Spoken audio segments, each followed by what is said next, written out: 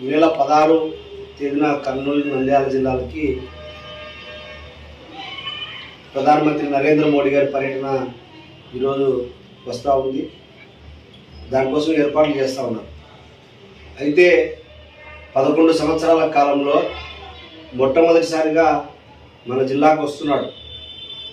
వచ్చేటువంటి సందర్భంలో ఈ రాష్ట్రానికి, ఈ వెనుకబడినటువంటి రాయలసీమ ప్రాంతానికి, మన జిల్లాకు ఏమైనా ప్రయోజనం చేకూర్చేటువంటి ప్రకటన చేసే రావాలా, లేకపోతే మోడీ గో బ్యాక్ అనేటువంటి నిరసన కార్యక్రమాన్ని అన్ని మండల కేంద్రాల్లో రేపు 14వ తేదీ నిర్వహించబోతా ఉన్నాం. 15వ తేదీ జిల్లా కేంద్రంలో నిర్వహించబోతా ఉన్నాం. ఈరోజు రాయలసీమ ప్రాంతంలో ప్రత్యేకంగా రాష్ట్ర విభజన జరిగినటువంటి సందర్భంగా రాయలసీమకి ప్రత్యేక ప్యాకేజ్, వెనుకబడిన ప్రాంతాలకు ప్రత్యేక ప్యాకేజ్ ఇస్తామని చెప్పేసి పార్లమెంటులో ప్రకటన చేస్తే, ఇంతవరకు ఆ పార్లమెంటులో చేసినటువంటి ప్రకటనకి ఎటువంటి నిధులు కేటాయించకపోవడం వల్ల ఈరోజు వలసలు, ఆకలి చావులు, ప్రాజెక్టులు పెండింగ్లో ఉన్న ప్రాజెక్టులు పూర్తి కాకపోవడం వల్ల, లేదా నిరుద్యోగ యువతకు ఉపాధి లేకపోవడం వల్ల అనేక సమస్యలతో ఈరోజు రాయలసీమ ప్రాంత ప్రజానీకం సతమతమవుతా ఉన్నారు. ఈరోజు కర్నూలు జిల్లాలో హెడల్ ప్రాజెక్టులో భూములు తీసుకుని వస్తూ ఉన్నారు. లేదంటే మీరు ఏమి అభివృద్ధి చేస్తూ ఉన్నారో గత ప్రభుత్వంలో అధికారంలో ఉండేటువంటి సమయంలో ఈరోజు రైతాంగాన్ని ఆదుకుంటామని చెప్పేశారు. ఈరోజు కర్నూలు జిల్లా, రాయలసీమ ప్రాంతానికి సస్యశ్యామలంగా ఉండేటువంటి సిద్ధేశ్వరం అలుగు నిర్మాణాన్ని ఇంతవరకు చేపట్టలేదు. లేదా రాయలసీమ ప్రాంతంలో ఉన్నటువంటి కడప ఉక్కు పరిశ్రమను ఇంతవరకు 4 ముఖ్యమంత్రులు అయ్యారు తప్ప కడప ఉక్కు పరిశ్రమను ఇంతవరకు ఒక్కరు కూడా ప్రశ్నించేటువంటి పరిస్థితి లేదు. లేదా ఈరోజు మేము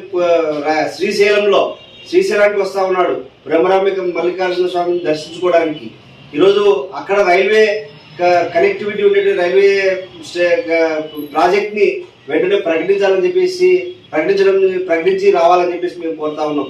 అదేవిధంగా ఈరోజు ప్రధానమైనటువంటి సమస్యలు, ఈరోజు ప్రత్యేక హోదా, ఆంధ్రప్రదేశ్ రాష్ట్రానికి ప్రత్యేక హోదా ఇస్తాం, విభజన హామీలు అమలు చేస్తామని చెప్పినటువంటి నరేంద్ర మోడీ ప్రభుత్వం ఈరోజు రాష్ట్ర రాజధానికి వచ్చి ఇంత మట్టి ఇచ్చి పోయాడు తప్ప ఏ మాత్రం కూడా ప్రకటన చేయలేదు.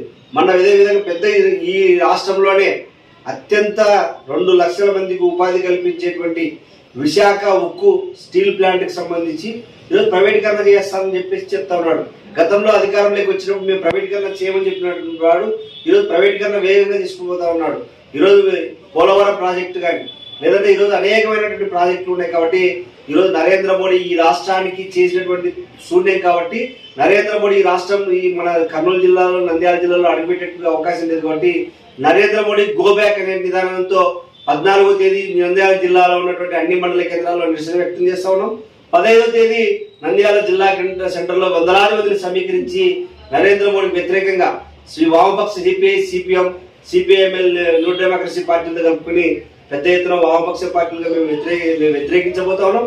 ఈ పర్యటన పూర్తిగా చేస్తా ఉన్నాం. ఈరోజు మీకు అందరికీ కూడా తెలుసు, ఈరోజు నరేంద్ర మోడీ స్వయంగా ఈ భారత రాజ్యాంగాన్ని కాపాడాల్సినటువంటి నరేంద్ర మోడీ ప్రధానమంత్రిగా ఉండి చీఫ్ జస్టిస్ మీద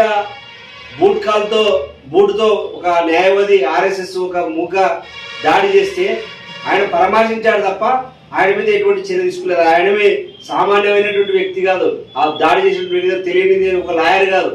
ఈరోజు హైకోర్టులో కౌన్సిలర్గా ఉన్నటువంటి వ్యక్తి, హైకోర్టులో సుప్రీంకోర్టులో కౌన్సిలర్గా ఉన్నటువంటి, హైకోర్టులో ఒక జడ్జితో సమానం ఉన్నటువంటి వ్యక్తి, ఒక మతోన్మాదానికి సంబంధించినటువంటి వ్యక్తి ప్రధాన చీఫ్ జస్టిస్ మీద దాడి జరిగితే ఇంతవరకు ఆ దాడిని ఖండించలేనటువంటి వాళ్ళు ఉన్నారు. కాబట్టి ఈ అన్ని సంఘటనల మీద కూడా ఈరోజు రేపు రాబోయేటువంటి నరేంద్ర మోడీ ప్రభుత్వానికి వ్యతిరేకంగా ఖచ్చితంగా ఉద్యమం చేస్తాం. నరేంద్ర మోడీ గో బ్యాక్ అనే నినాదంతోనే రేపు పెద్ద ఎత్తున ఉద్యమాన్ని చేస్తామని చెప్పేసి తెలియజేస్తాము. సిపిఐ జిల్లా కార్యదర్శి నంద్యాల.